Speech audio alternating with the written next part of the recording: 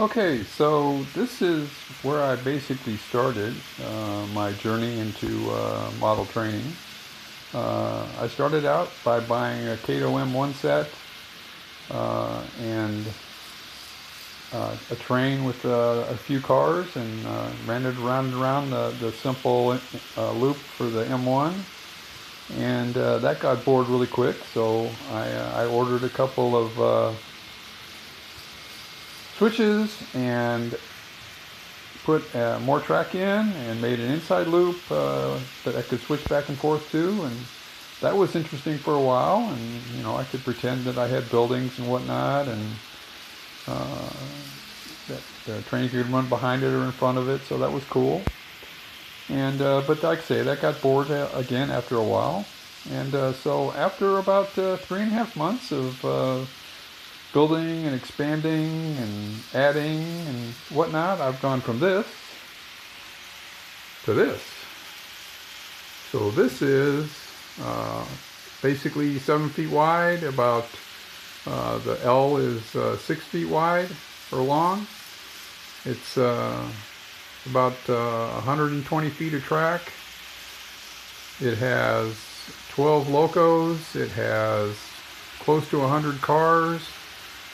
There's 3 separate loops here. What you're seeing right now is one train running all 3 loops, but I can separate them with switches. There's 20 switches here.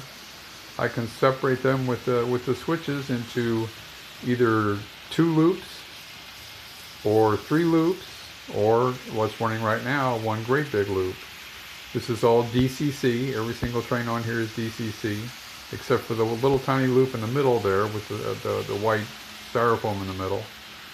That's a little old steam engine that's just DC, so I run DC, just a little DC loop right there just for grins. But this has been a lot of fun. It's like I say, it's been about 3 months to go from what you see down here to what you're seeing up here. I'm getting ready to tear all of this down.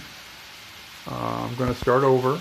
I'm going to make it about 2 feet wider and about a foot deeper on the back side. So instead of 3 feet deep, it's going to be 4 feet deep.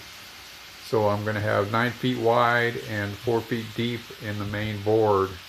And I'm going to put a train yard or a switching yard in the back that's just going to be 9 feet long. It's not going to be anything massive, but it'll allow me to store trains more efficiently than the way that I'm doing it right now with the switching yard in that middle loop.